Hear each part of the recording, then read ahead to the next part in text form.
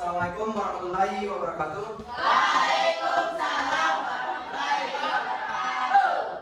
Selamat pagi. Pagi luar biasa. Bagaimana kabarnya hari ini anak-anak? Alhamdulillah luar biasa. Allah. Silakan cek laci dan bawah mejanya. Saya sapa. Ketua kelas, tolong disiapkan. Ayo jawab. Siap. Siap. Dan salam kepada Bapak Guru. Assalamualaikum warahmatullahi wabarakatuh. Kita belajar doa dipimpin oleh Ahmad.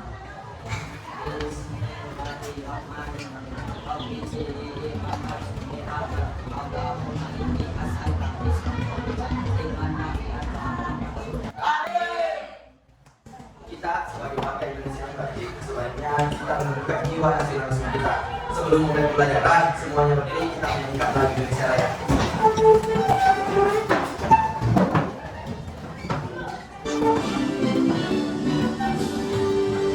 Indonesia tanah airku, tanah tumpah di sanalah aku berdiri, jadi pandu ibuku. Indonesia bangsaku, bangsa dan tanah airku. Marilah kita berseru, Indonesia bersatu. Hiduplah tanahku, hiduplah negeriku, bangsaku, rakyatku semuanya. Bangunlah jiwanya, bangunlah badannya, untuk Indonesia Raya. Indonesia Raya, merdeka, merdeka, tanahku, negeriku yang ku cinta. Indonesia Raya, merdeka, merdeka, hiduplah Indonesia Raya. Indonesia Raya, merdeka, merdeka, tanahku, negeriku yang ku cinta. Indonesia Raya, merdeka, merdeka, hiduplah Indonesia Raya. Semuanya sekarang dulu. Saya akan absen, silakan dengarkan namanya instruksi. Ahmad Juanda Al-Rizki. Ayo Pak. Andi Fitri Yohani. Basuki. Pak Yusminati. Laila Ika Anasya. Muhammad Tandi Maruf. Ira Kamila. Nurul Kasisan Dayanti. Nur Kali. Raka Jamasa. Rati. Sawa Al-Malini. Ira Andra. Oke. Kita masuk pelajaran. Minggu lalu kita belajar apa?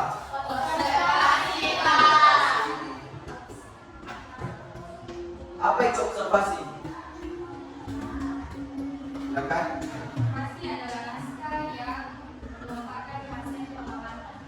Observasi adalah naskah yang memaparkan hasil pengamatan. Pembelajaran kita hari ini yaitu mengenal struktur teks laporan hasil Observasi. Adapun tujuan pembelajaran kita hari ini itu peserta didik mampu menganalisis struktur teks laporan hasil observasi. Tema yang bertema kebudayaan Lokal. Apakah teman-teman pernah melakukan observasi? Pernah. Apa saja yang pernah diobservasi? Lingkungan sekolah. Lingkungan sekolah. Baik, seperti yang dikatakan tadi, teks laporan hasil observasi itu merupakan teks yang ditulis berdasarkan dari hasil proses pengamatan, baik secara langsung maupun tidak terhadap sesuatu. Struktur teks laporan hasil observasi terbagi atas. Yang pertama, Deskripsi umum atau penuturan. kedua, Deskripsi bagian atau isi. ketiga. Deskripsi manfaat atau kesimpulan. Ada yang bisa membacakan diskusi umum? Ya, silakan. Deskripsi umum atau pembukaan. Bagian ini berbeda pada awal teks dan berisi pengenalan objek yang dialami seperti pengertian dan latar belakang objek. Deskripsi umum atau pembuka itu berada pada awal teks yang berisi biasanya itu berisi penjelasan atau pengertian dan latar belakang suatu Objek. deskripsi bagian. Ada yang bisa? Oke, silakan. Deskripsi bagian atau isi. Bagian ini menjelaskan setiap aspek atau bagian dari objek yang diamati. Deskripsi dilakukan secara terperinci untuk menjelaskan ciri-ciri, sifat, atau fungsi dari objek tersebut. Di deskripsi bagian atau isi, isinya biasanya itu tentang penjelasan secara terperinci tentang ciri-ciri, sifat, ataupun fungsi suatu objek. Jadi deskripsi 4. Bagian ini membahas tentang manfaat atau objek yang diamati, atau bisa berupa kesimpulan dari waktu hasil pengamatan. Di deskripsi manfaat atau kesimpulan itu berisi tentang penjelasan manfaat dari objek yang diamati dan bisa juga berupa kesimpulan dari hasil pengamatan. Ini adalah contoh teks yang berisi deskripsi umum, deskripsi bagian, dan deskripsi manfaat. Ada yang bisa membaca? Oke, silakan. Rumah gangguan adalah rumah adat tradisi memiliki masyarakat berada di Sulawesi Selatan. Rumah ini bukan hanya tempat tinggal, tetapi juga simbol kebudayaan dan status sosial keluarga yang memiliki. Di teks ini, deskripsi umumnya itu penjelasan tentang rumah tongkonan dan apa itu rumah tongkonan, latar belakang dari rumah tongkonan ini masuk dari bagian deskripsi umum. Nah, kita kembali ke deskripsi bagian sekarang. Rumah tongkonan dijadikan setiap khas dan dengan atap pendekung yang menyerupai perang tebal. Atap ini melambangkan perjalanan hidup antar hubungan antara dunia manusia dan roh leluhur. Dinding rumah terbuat dari pokok kayu yang dihiasi dengan tulisan pikiran yang menggambarkan berbagai simbol dan cerita leluhur. Di deskripsi bagian teks ini terdapat penjelasan ciri-ciri rumah tongkonan mulai dari atap, di penjelasannya apa itu apa yang melambangkan apa, dinding rumah melambangkan apa dan terbuat dari apa. Kita kembali ke deskripsi manfaat. Manfaat atau kesimpulan, rumah terbuat adalah tidak sebagai tempat tinggal bagi masyarakat rakyat. Ia adalah sumber dari kekayaan, selalu tinggal dan tersimpul alam hidup. Juga ada sejak zaman dahulu. Meskipun saat ini memang zaman membawa perubahan, rumah tongkonan tetap menjadi warisan budaya yang dijaga dan dilestarikan yang bersama dan kebanggaan di masyarakat rakyat. Di teks ini, deskripsi manfaatnya itu penjelasan manfaat rumah tongkonan. Manfaatnya rumah tongkonan bukan hanya dari simbol, tetapi merupakan bukan hanya sebagai tempat tinggal, tapi sebagai simbol kepercayaan, status sosial dan tradisi yang telah ada sejak zaman dulu. Ini kesimpulan. Jadi anak-anak sekalian sudah paham untuk membedakan dalam sebuah teks tentang deskripsi umum, deskripsi bagian, dan deskripsi manfaat.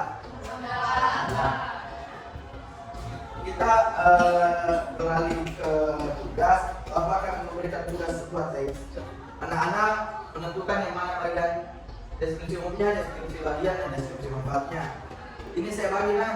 Ini kelompok 1, kelompok 2, kelompok 3, kelompok 4.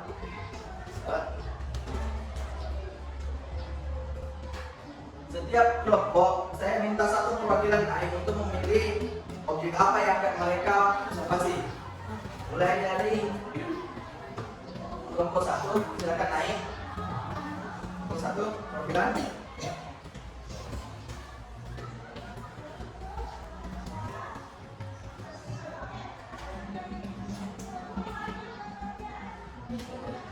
Kelompok 1 dapat bagi modal. Perwakilan kelompok 2.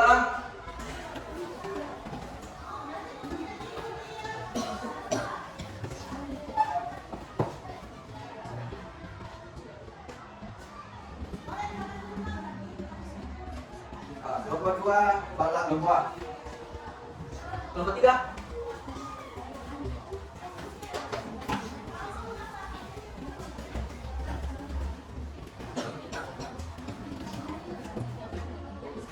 Kelompok 3 mendapat supaya kelompok. Berarti kan kelompok 4 perwakilan. Kelompok 4 tersisa 2, satu Makassar dari Balikpapan.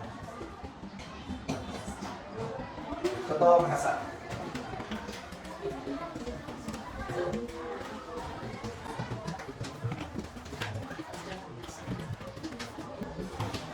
Setiap kelompok sudah mendapatkan lembar tugasnya. Dan di lembar tugas itu terdapat nama kelompok, kelas, dan anggota. Nama kelompok silakan tulis nama kalian ada di kelompok berapa, kelasnya juga, nama-nama anggotanya. Di sini kan terbagi atas 3 kolom, ada deskripsi umum, bagian, dan manfaat. Yang mau menentukan itu ada teks ceritanya, ada di belakang di lembar 2. Silakan anak-anakku sebagai sekalian cari yang ada di sini deskripsi umum, deskripsi bagian dan deskripsi manfaat dan kesimpulan. Baru tulis di sini. Silakan kerjakan.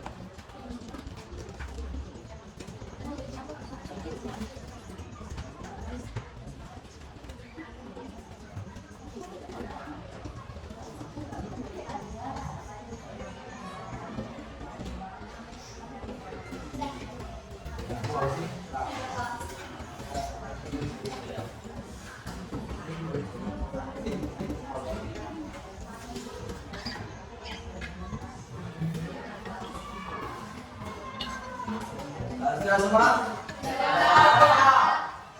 Oke.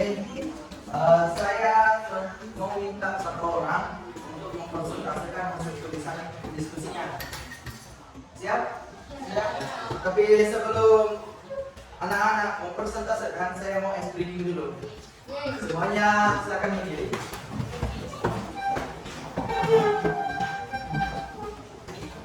Dengarkan instruksinya Bapak Nah.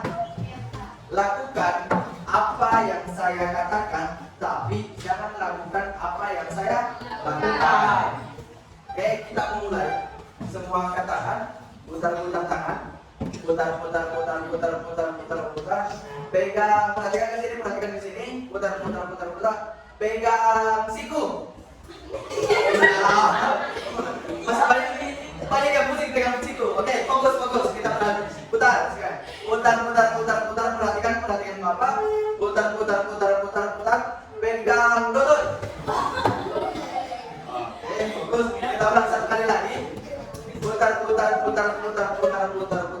Pegang hidungnya temannya.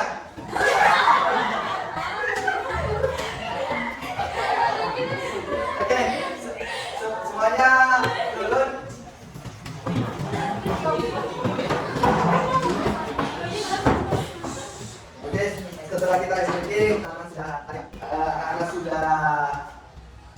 sudah kembali fokus.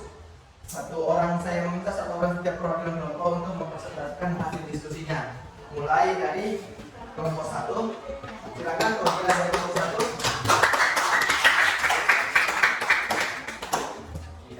Assalamualaikum warahmatullahi wabarakatuh. Waalaikumsalam warahmatullahi wabarakatuh. Saya perwakilan dari kelompok 1 akan mempresentasikan hasil observasi kami tentang baju bodoh. Definisi umum atau terbuka. Baju bodoh adalah pakaian tradisi masyarakat Bugis yang berasal dari Sulawesi Selatan, tepatnya di Indonesia. Dalam sejarahnya, baju bodoh digunakan oleh para wanita Bugis sejak abad ke-12 dan memiliki makna budaya yang dalam.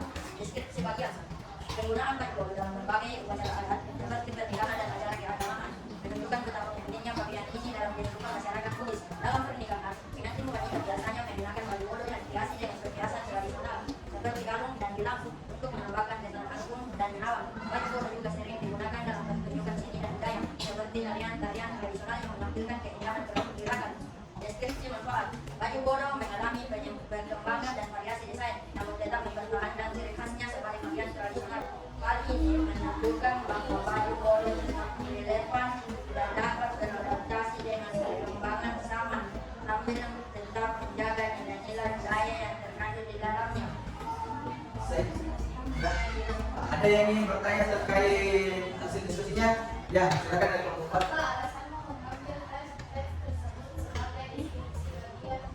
Mungkin teman kelompok saya bisa menjawab pertanyaan.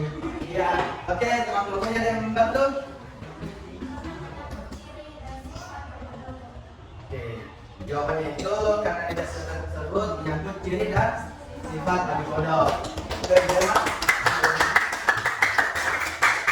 Mana? Terima. Oke, silakan duduk. Beri aplaus untuk temannya.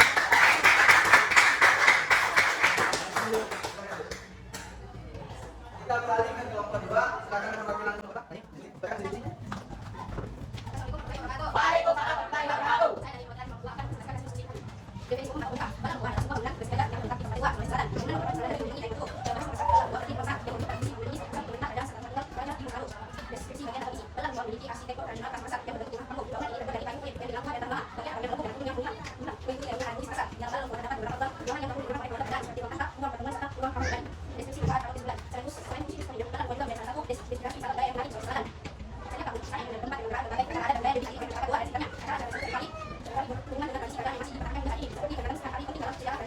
Oke, itu ada yang di sini kelompok 2. Ada yang bertanya? Kelompok 2. Ya, kelompok 2.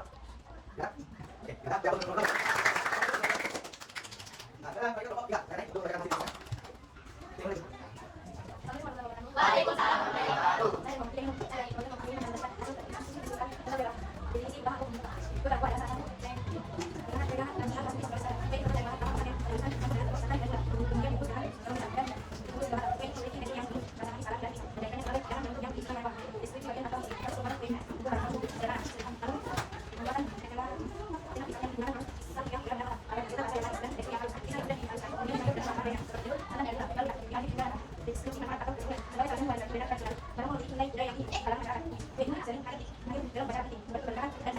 Oke, itu tadi masih diskusi kelompok 3. Ada yang bertanya kelompok 3? Oke, masuk.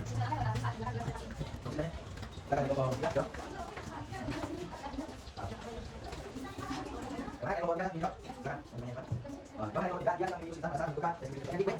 Oke, itu dulu. Terakhir kelompok 4, silakan. Waalaikumsalam warahmatullahi wabarakatuh.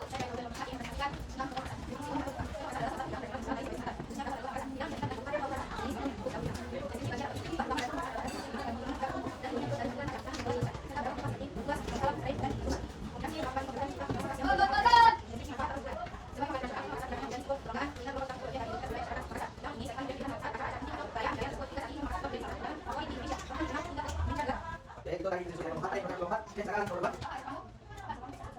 Apa alasannya bisa disebut bagi dirimu? Silakan kelompok 1.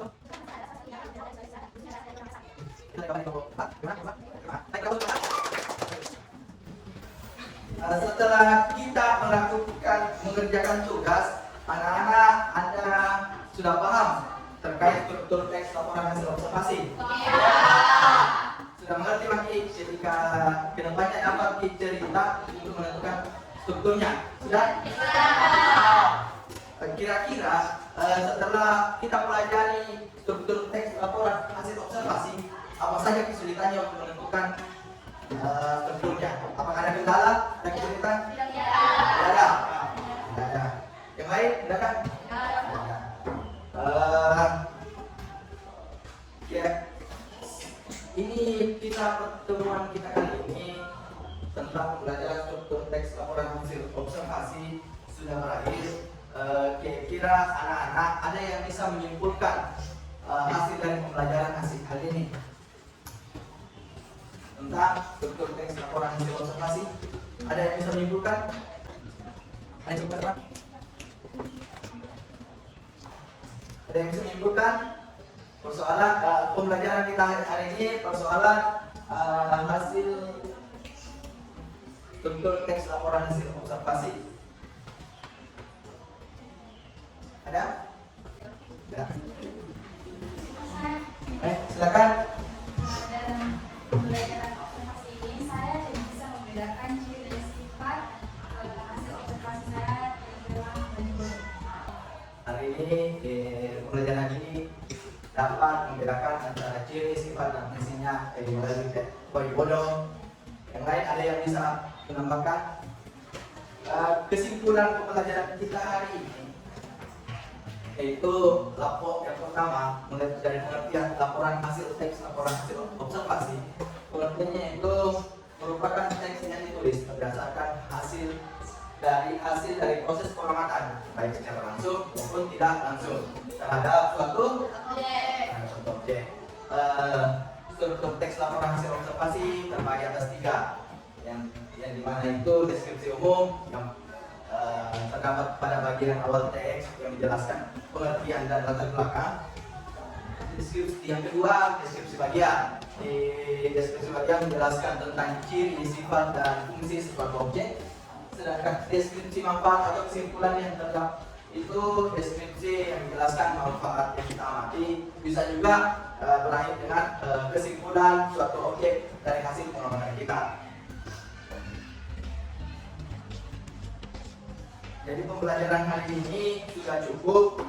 Kita bertemu di pertemuan selanjutnya dengan materi mengidentifikasi paragraf deskripsi dan eksposisi dan laporan hasil observasi. Anak-anak sekalian, saya harap bisa belajar di rumah terkait identifikasi paragraf deskripsi dan eksposisi dalam laporan hasil observasi. Sehingga di pertemuan selanjutnya kita akan berbagi informasi apa yang anak-anak pelajari di rumah dan apa yang Bapak pelajari. Kita bertukar informasi. Sebelum saya menutup pembelajaran, saya ingin meminta kepada anak-anak, saya ingin menanyakan persoalan perasaannya setelah menutup pembelajaran hari ini. Dengan cara saya melakukan sebuah dan di sini ada 3. Di sini ada saya 3 kertas. Dan saya harapkan anak-anakku menempelkan di antara ketiga ini. Yang ini pembelajaran kita menyenangkan, biasa saja, atau kurang menyenangkan. Jadi satu orang satu naik, dan ini 3 orang melambangkan, ini kurang menyenangkan. Kuning melambangkan B aja, atau biasa saja. Yang hijau melambangkan menyenangkan. Saya harap saya satu persatu naik untuk menempelkan. Saya mulai dari kelompok sini, silakan.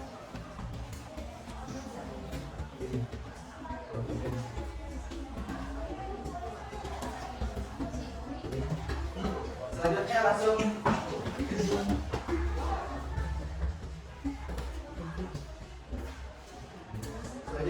lanjut.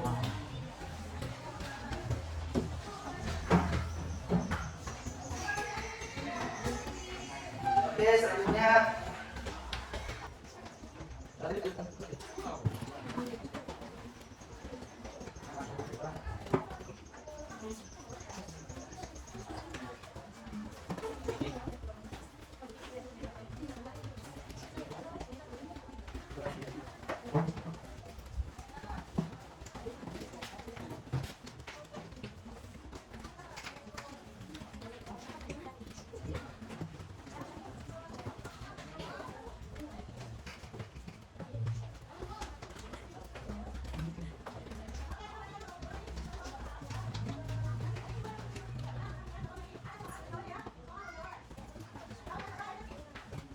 Oke, setelah selesai dan menyampaikan perasaannya yang dirasakan dalam proses pembelajaran, ternyata semuanya memilih menyenangkan. Pembelajaran hari ini cukup menyenangkan, dan saya sangat bersyukur mudah ilmu yang Bapak berikan kepada anak dimanfaatkan dengan baik, baik di sini maupun di luar sekolah.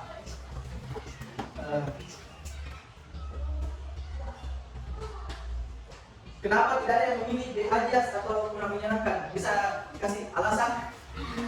Berarti hari ini sungguh menyenangkan. Mudah-mudahan di pertemuan selanjutnya Bapak bisa memberikan pembelajaran yang lebih menyenangkan lagi daripada hari ini. Semoga anak-anak lebih menerima materi dengan baik. Saya ingin bertanya, di gambar ini apa kan sudah melakukan observasi? Apa yang bisa Anda katakan melalui tiga hal ini? Perbedaan suku, perbedaan kira-kira ketika ini kita kaitkan dalam suatu proses pembelajaran, apa kaitannya?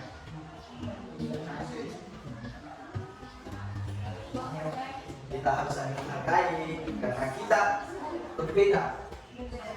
Setiap manusia yang ada di sini tidak ada yang sama, karena hal itu yang membuat kita menjadi istimewa. Perbedaan bukan untuk dipertahankan, tapi untuk dipahami. Ketika terjadi perbedaan, kita berubah wawasan, kita mengira betul. Perbedaan kita adalah orang kita berbeda dengan dalam kita. Ini dalam manusia sama. Itu tadi yang berbeda. Jadi yang berarti itu pada kata yang baik dan asli. Karena tidak sih apa yang kita sampaikan. Sahabat, kelas ibadah, sahabat. Kalau saya daripada saya akan berbicara dengan Bapak. Di sini penjelasan itu dari sahabat. Saya yang lagi. Saya kata saya sekali, tapi itu dan kita itu jangan saling kata satu objek kata lainnya kata satu ibu itu dalam bisa. Jadi jangan membeli perbedaan karena itu membuat kita satu. Kita sudah berarti itu bahasa Indonesia. Ada yang pernah dengar ini? Cintai bahasa Indonesia, belajar bahasa asing, lestarikan bahasa. Mengapa kita harus cintai bahasa Indonesia? Karena kita belajar Indonesia, belajar bahasa asing. Lestarikan bahasa daerah. Cintai bahasa Indonesia, belajar bahasa asing, lestarikan bahasa daerah. Cintai bahasa Indonesia, kita sebagai bangsa Indonesia, walaupun kita berbeda, kita harus mencintai bahasa kesatuan kita. Itu bahasa Indonesia. Belajar bahasa asing, kan sekarang yang modern. Berarti kita tidak mendukung kita harus belajar bahasa Inggris, Cina, bahasa Korea, Taiwan. Siapa yang kita bahasa Inggris ini? Bahasa asing lah, bahasa Korea. Ya, saya sama dengan untuk belajar bahasa asing. Tidak ada yang salah dengan kita belajar bahasa asing. Karena dengan belajar bahasa asing kenapa bahasa kita? Lestarikan. Sebelum saya tutup pembelajaran lagi, saya ingin melakukan eksplisit satu kali. Lagi, silakan dipilih.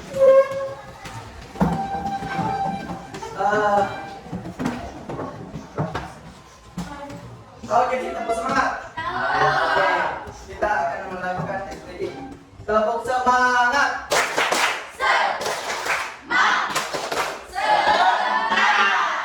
Kurang semangat. Satu kali lagi.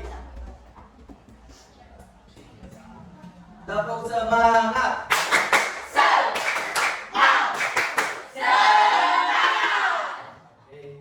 Itulah dari pembelajaran kita. Kita silakan anak-anak dulu.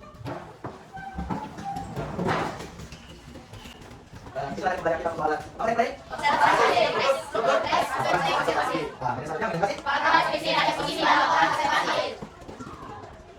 Terus saya berbicara yang pernah untuk masyarakat, karena setiap kita belajar kita akan menambah wawasan kita untuk membuka kehidupan baru. Pembelajaran di SMP tidak akan berakhir, tapi itu sebagai awal pembelajaran kita. Masih ada yang akan silakan tempuh pendidikan sendirinya supaya anak-anak sekalian bisa menambah wawasannya.